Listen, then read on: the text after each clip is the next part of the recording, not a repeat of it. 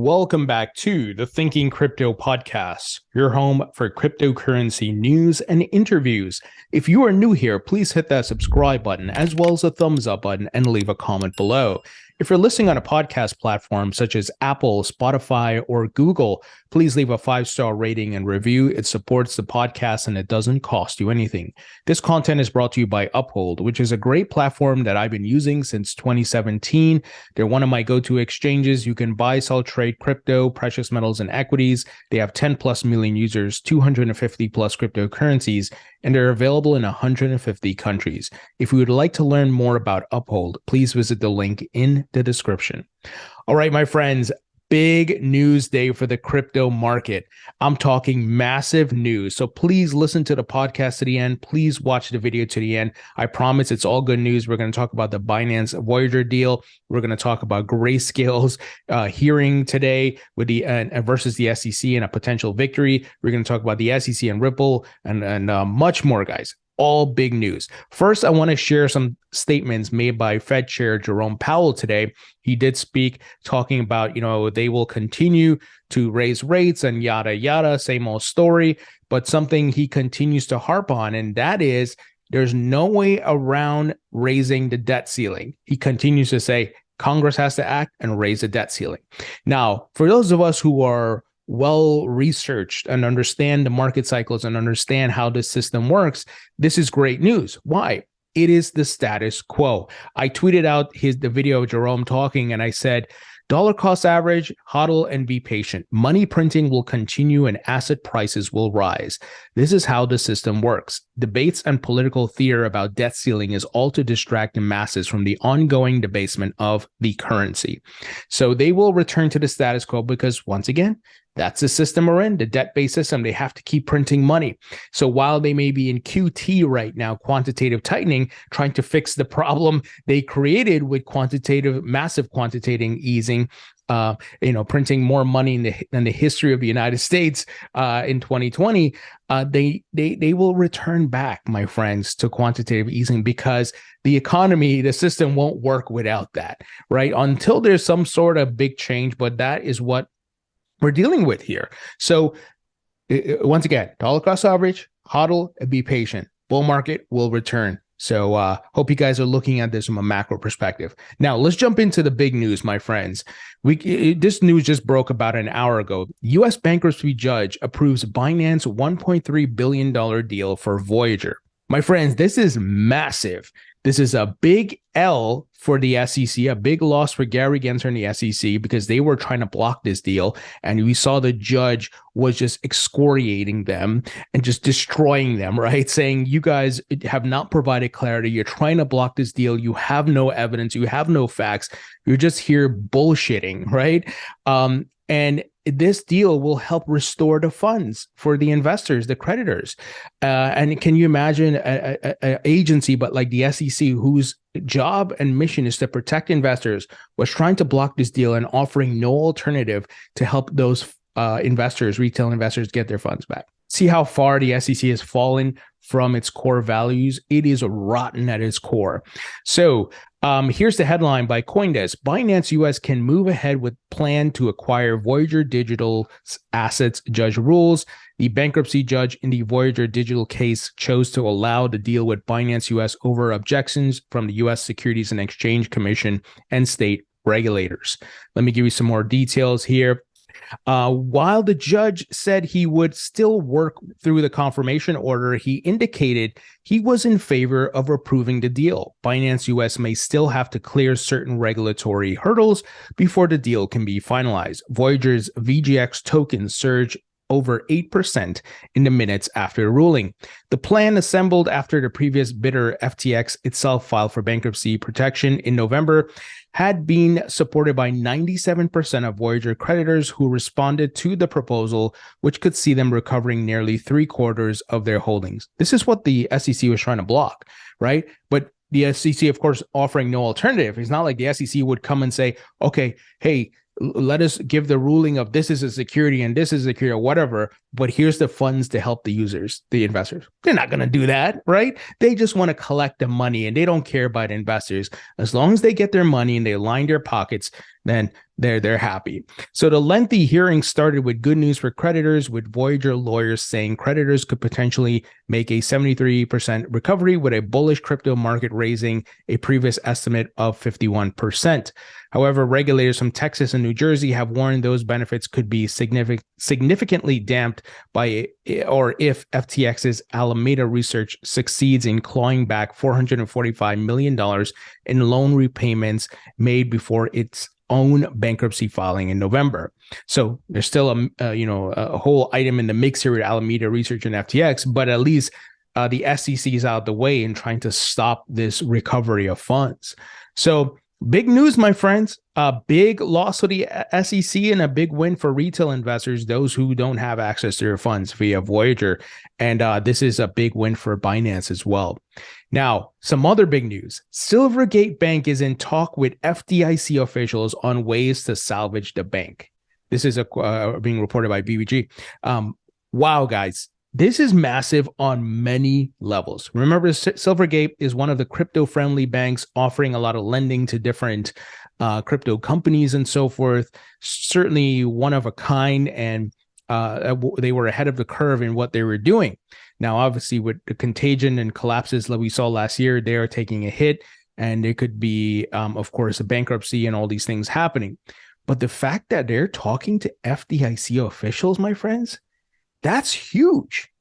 That is huge. So, if they can work with the federal government to provide FDIC insurance, it just raises the standard. It sets a new precedence where other crypto banks can do this and so on and so forth, right?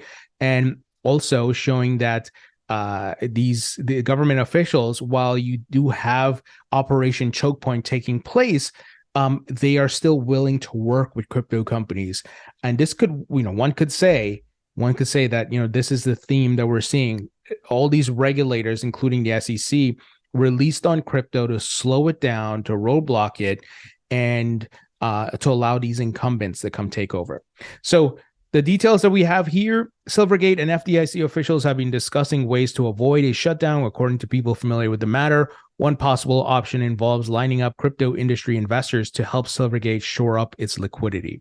So we shall see where this goes, but this is pretty big. It's actually bullish news, in my opinion. All right, let's move ahead. I do want to share a thought on crypto banks that Mike Belshie, who I just recently interviewed. Mike is a Web 1.0 legend. The man was at Netscape. He helped create HTTP. He was at Google and working on Google Chrome and so forth. So he's, of course, the CEO of BitGo. He said, imagine if instead of having just one crypto-friendly bank carrying 100% of the weight of the crypto industry, we had 100 banks, each carrying 1% of the crypto industry. So he's, of course, talking about Silvergate. Regulators created a tinderbox for a bank run by not enabling and encouraging more banks to participate in crypto. He's absolutely right. Regulatory exclusion, not crypto, caused this instability. And, it's, once again, like I said, they're trying to slow it down so the incumbents can come in. So your JP Morgans and your Goldman Sachs can come take over this asset class. Now, today we had the oral arguments for the Grayscale lawsuit against the SEC to convert GBTC to a spot ETF, and those oral arguments are completed. Next up, a final decision from the court, and some representatives here, Jennifer Rosenthal of Grayscale, she said, we appreciate the opportunity to have our arguments heard in DC Circuit Court of Appeals. Now, we are hearing from multiple folks that they feel Grayscale it has the upper hand here and they could win.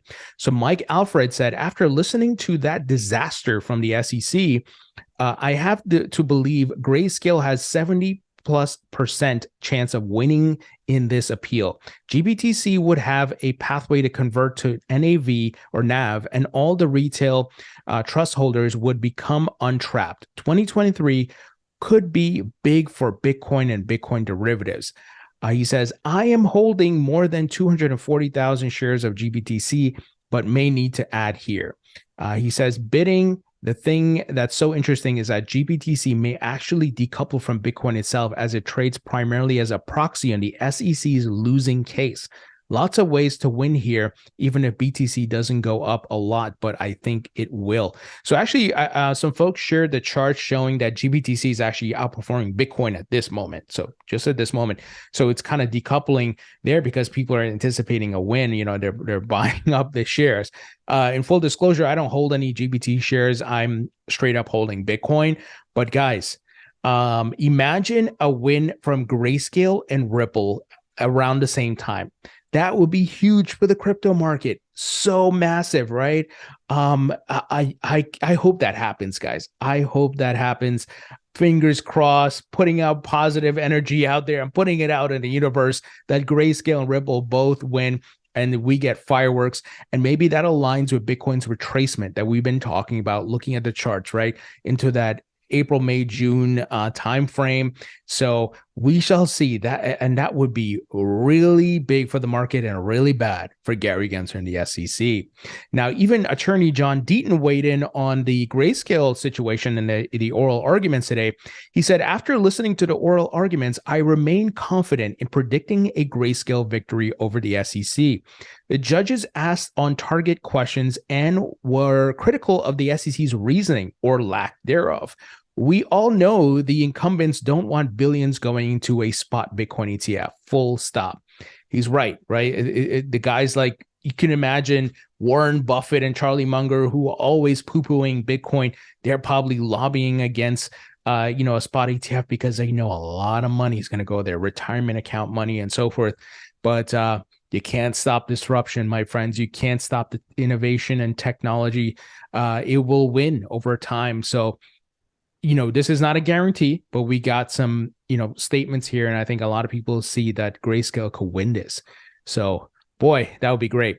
Now, yesterday I talked about a ruling by Judge Torres, and now we have some interpretation of those rulings from different attorneys like Jeremy Hogan and John Deaton. So the SEC has to prove that you had a reasonable expectation of profits from Ripple's efforts, and the judge just struck the SEC's only expert witness on that subject. I think his name is Duty or whatever it is. He was trying to say he's going to speak on behalf of XRP holders and what they were thinking, which is just utter BS, right? But thank goodness for all of you and everybody who participated with John Deaton and filing different affidavits and so forth. Jeremy Hogan says, so now how the heck can the SEC prove reasonable reliance? Who will testify? And he says, just thinking out loud, smiley face. So he said here, he says, well, I hate to answer my own question, but apparently the judge thinks that expert number three's opinion as to Ripple's incentives and actions to influence XRP price is relevant to the issue of reasonable expectation of profits, but seems fairly weak sauce to me. John Deaton weighed in. He said, he quoted, Ripple's motion to exclude expert number one from testifying is granted as to his first opinion about the perceptions of a reasonable XRP purchaser and denied as to the remainder of his testimony. Once again, this from Judge Torres. John says, now try and tell me XRP holders don't make a difference. Another quote, defendant's motion to exclude expert number 4 from testifying is granted as to his third opinion now that the risk to the XRP ledger that might materialize if Ripple walked away or disappeared, and denied as to the remainder of the testimony. John says, well, what does this mean? He says, it means the over 50 affidavits that we submitted from independent developers on the XRP ledgers, such as Spendabit's amicus brief, probably didn't hurt to show that the XRPL could survive without Ripple.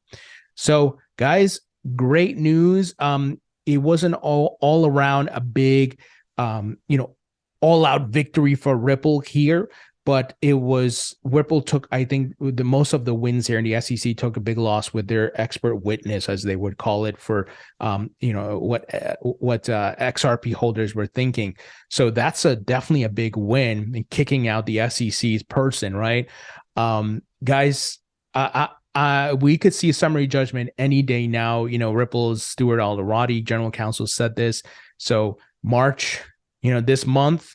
We'll see, my friends. And once again, if it aligns with Grayscale, oh man, that would be so great. But I'll take one of the two.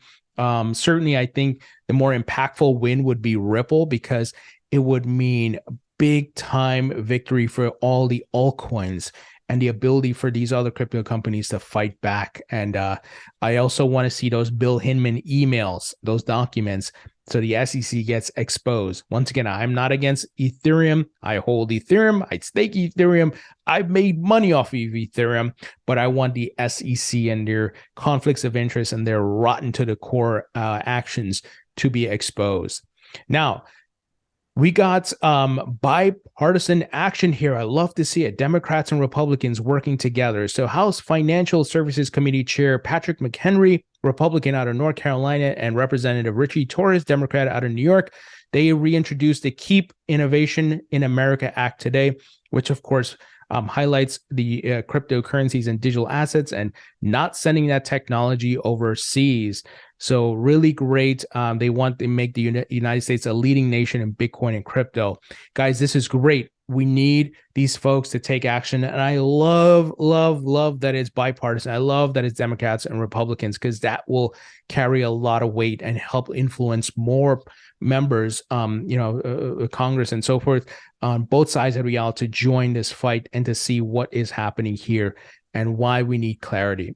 Finally, Missouri passes a bill to protect Bitcoin and crypto mining rights. So we see states are active as well in helping to keep crypto inactive and the innovation going. You know, the enforcement actions are not coming from states, guys. It's coming from the federal government, right? And these different agencies, and once again, Operation Choke Point. But they may put up the roadblocks, they may slow us down a bit, but as we've seen throughout history, disruptive tech will win. The naysayers, the Charlie Mungers, the Warren Buffetts, and all these guys, they will all lose. They will lose. Times are changing. And look, part of that change too is certain generations passing away. Not that I want that or, I'm advocating for that, but that's life, right? And that's time. And time is on crypto's side here. And the old guard will lose. They will lose. They cannot stop this. And crypto's global. It's not specific to any market. It's a global asset class, and nothing like we've ever seen in the history of the world. So guys, let me know what you think. Leave your thoughts and comments below. Hit the thumbs up button, share this video on podcast, and I'll talk to you all later.